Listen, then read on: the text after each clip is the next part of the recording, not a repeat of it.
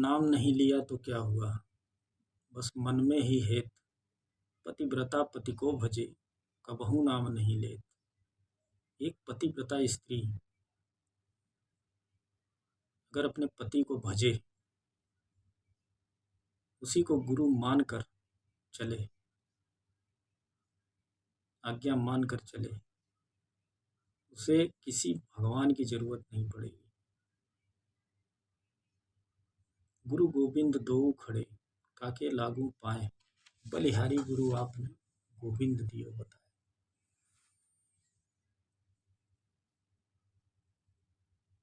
क्योंकि गोविंद से बढ़कर गुरु होता है,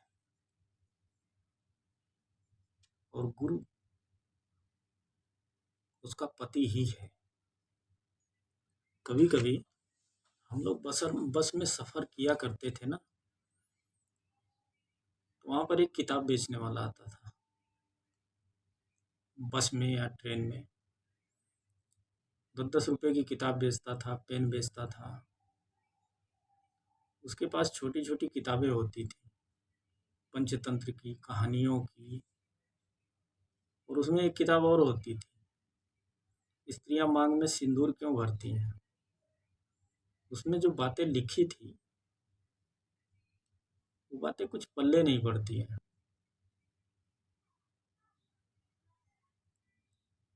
और अक्सर देखा ये जाता है, गांव के ब्राह्मण, बड़े बुजुर्ग, माता पिता, अन्य बुद्धिजीवी लोग लड़कियों को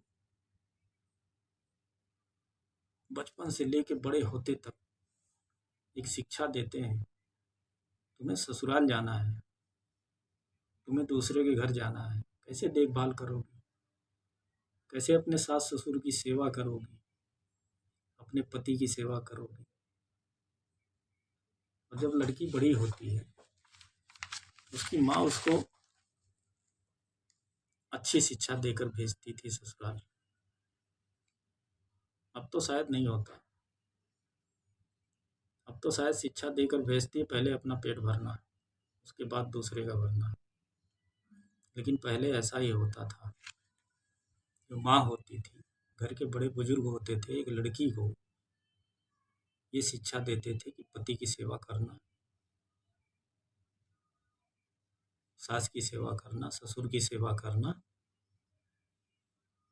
सब लोग भोजन कर लें, फिर भोजन करके तब सोना, सेवा करके, सारा काम निपटा के। ऐसी शिक्षाएं पहले मिलती थी, दिया करते थे लोग, पर अब ऐसा नहीं देखने में आता। लेकिन जो शिक्षा थी वो बहुत ही महत्वपूर्ण थी, वो शास्त्र संबंधी थी। आज के समय में लोग शास्त्रों को नकारते चले जा रहे हैं। कोई भी शास्त्रों की बातें करेगा, अरे छोड़ो हटाओ, पिछड़ा है, इनसे बात ही नहीं करनी, कंठी माला वाले। लेकिन एक कंठी माला वाला खाली कंठी माला नहीं जानता, बहुत कुछ जानता है वो। तुम्हारे पूरे हिस्ट्री को पढ़ लेगा, ये शायद आपको नहीं पता है। एक स्त्री का अपना अस्तित्व कोई नहीं होता। जब एक लड़की घर में जन्म लेती है, वो माता पिता की निगरानी में रहती है। जब थोड़ी बड़ी होती है तो भाइयों की निगरानी में रहती है। उससे थोड़ी बड़ी होती है, शादी ब्याह लायक, तो पति की निगरानी में हो जाती है। और जब उम्र ढलती है, उसका पुत्र जो होता है, बेटा, उसकी निगरानी में हो जाती है। इसलिए स्त्री का कोई अपना अस्तित्व नहीं होता, वह पुरुषों पर निर्धारित होती है। बस में मिली वो किताब 10 रुपए की, जो चीज बताती है ऐसा नहीं है। हालांकि उसमें जो बातें लिखी गई हैं शास्त्रों से निकाली गई हैं कि माता सीता ने सिंदूर पहना था या माता पार्वती ने सिंदूर पहना था, ऐसे कुछ इसी संबंधित बातें हैं। पर उससे हटकर एक बात है जो पहले माता सिखाती थी बेटी की माँ कि बेटा तुम्हारा पति ही सब कुछ है। जैसे कि रामायण में जब भगवान श्री रामचंद्र जी वन जाने लगे तो माता सीता उनके साथ जाने के लिए पूरे परिवार को उन्होंने मना लिया था, यही उदाहरण देकर कि पति से बढ़कर कुछ भी नहीं है, पति ही गहना है, पति ही अयोध्या है, पति ही सब कुछ है। यह उदाहरण दे देकर सारे घर वालों को उन्होंने मना लिया था और भगवान श्री रामचंद्र जी के साथ कदम से कदम मिलाकर चली थी, परछाई बनकर चली थी। तो कुछ इन चीज़ों से ये चीज़ें दर्शाती हैं। और ये सुनते हैं, दरअसल मैं जो बात बता रहा हूँ थोड़ी अटपटी लगेगी, मैं अटक सकता हूँ लेकिन भटक नहीं सकता। बातें आप समझने की कोशिश करिएगा, कृपया अगर गलती हो तो बच्चा समझकर माफ़ करिएगा। माताएं जो सिखाती थी अपनी बेटी को कि पति की सेवा करना भगवान स्वरूप है, ईश्वर स्वरूप है, तो बातें शास्त्र से संबंधित है। और पुराने समय में लोग शास्त्रों से जुड़े रहते थे, पौराणिक चीज़ों से, आध्यात्म से जुड़े रहते थे, पर धीरे धीरे लुप्त होती चली गई सारी चीज़ें। तो दरअसल गुरु माना जाता है पति को, पत्नी का गुरु होता है। जिस तरह से एक आत्मा होती है, आत्मा स्त्री रूपी होती है, परम आत्मा उसका पुरुष होता है, पति होता है।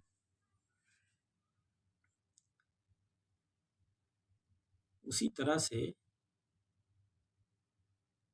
इस धरती पर ब्याह शादी एक परंपरा बनाई गई,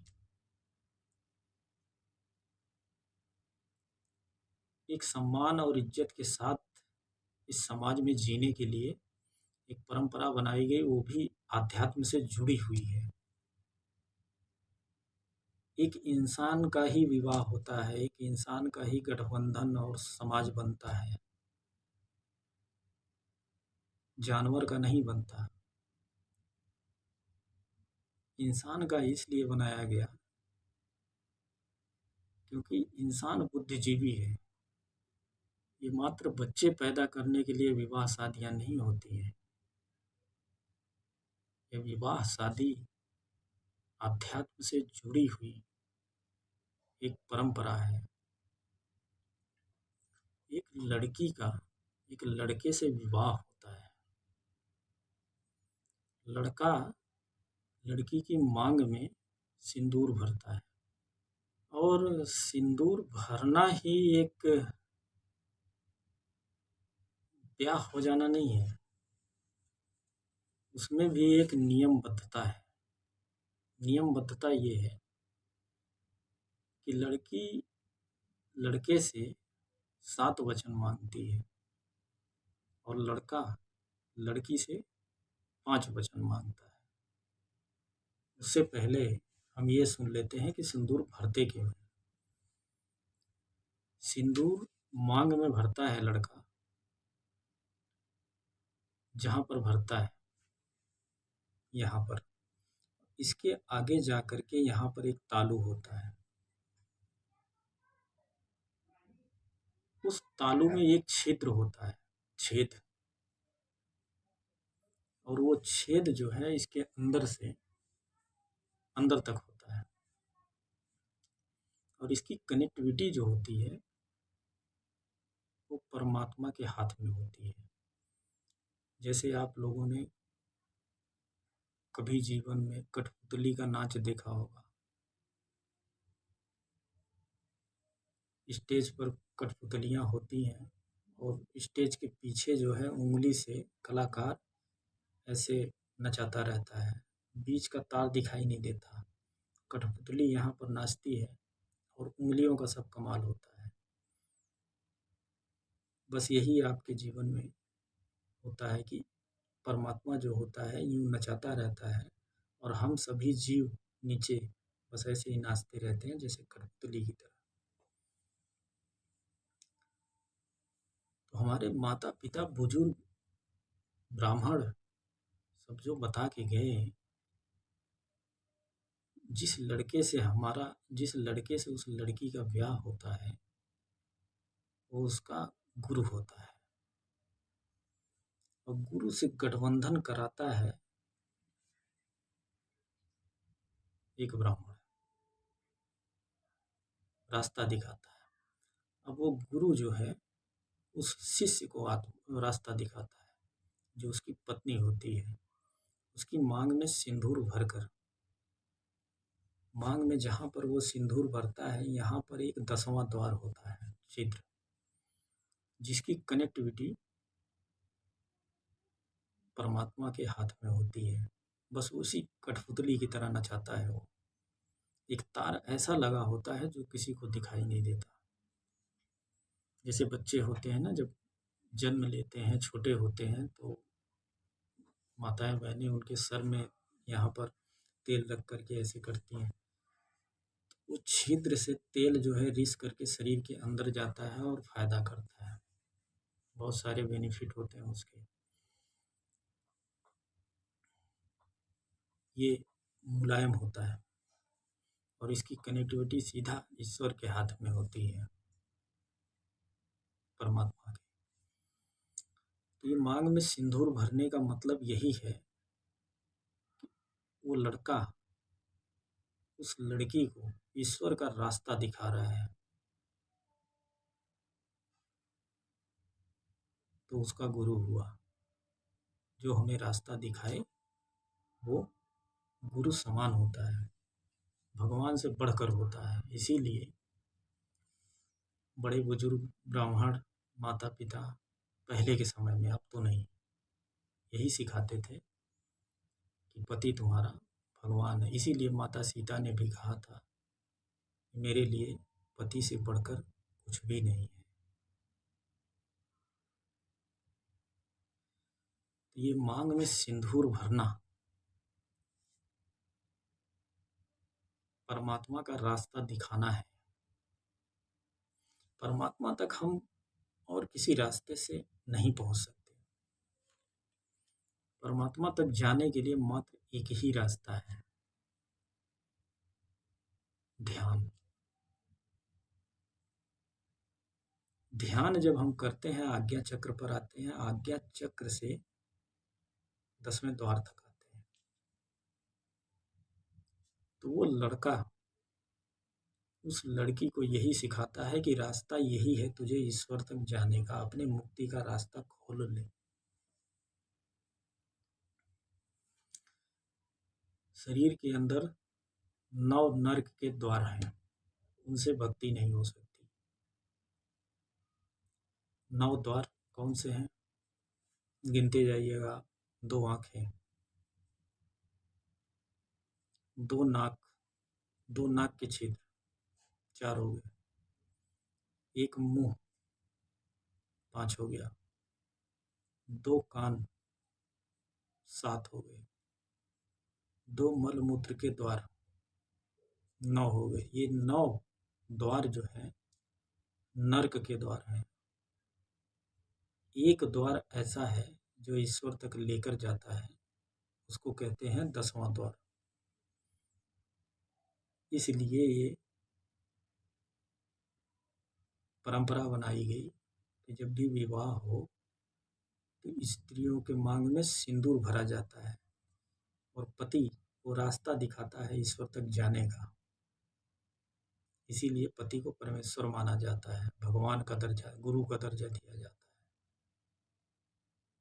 गुरु गोविंद दो खड़े काके लागू पाए, बलिहारी गुरु आपने गोविंद दियो बताए। एक कबीर साहब का दोहा है। तो इसलिए बड़े बुजुर्ग कहते हैं पति तुम्हारा परमेश्वर है। एक ही रास्ता है ईश्वर तक जाने का।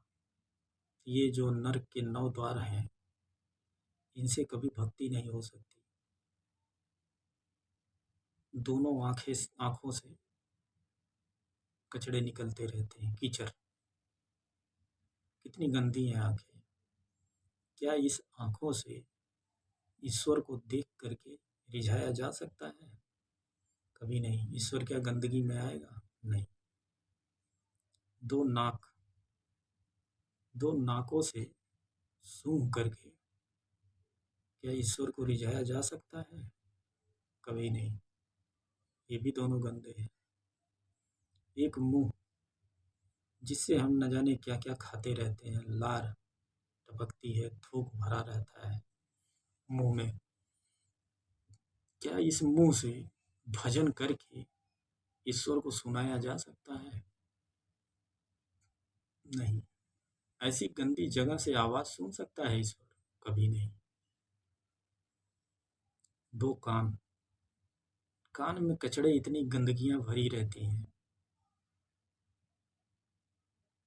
क्या इन कानों से ईश्वर की भजन सुनकर हमारी मुक्ति हो सकती है? नहीं, कभी नहीं। ये सारे नर्क 9 नर्क के द्वार हैं, इनसे कभी भक्ति नहीं हो सकती। इसलिए शास्त्र ये कहता है कि ईश्वर तक पहुंचने का एक ही रास्ता है, 10वां द्वार। वो पति सिंदूर भरकर 10वां द्वार का रास्ता दिखाता है।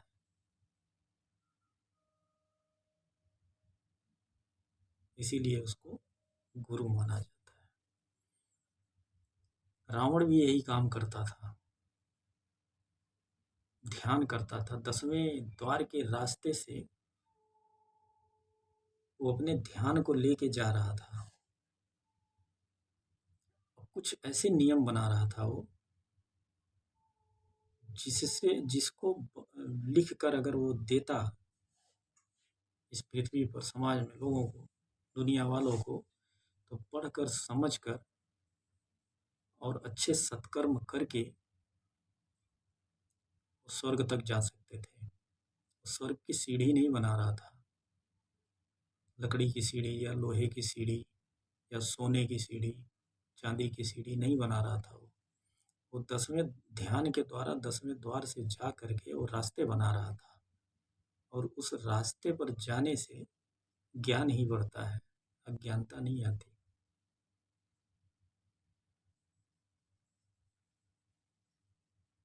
रावण प्रकांड पंडित था।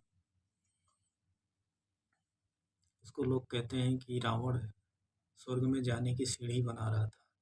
सीढ़ी नहीं बना रहा था भाई, वो ध्यान के द्वारा रास्ते और तकनीकी चीज़ें निकाल रहा था। तो कुछ ऐसी तकनीकें निकालें ताकि लोग पढ़कर समझकर सत्कर्म करें, ध्यान करें और ध्यान के द्वारा वो स्वर्ग तक जाने का रास्ता तय करें, अच्छे कर्म करें। ये था।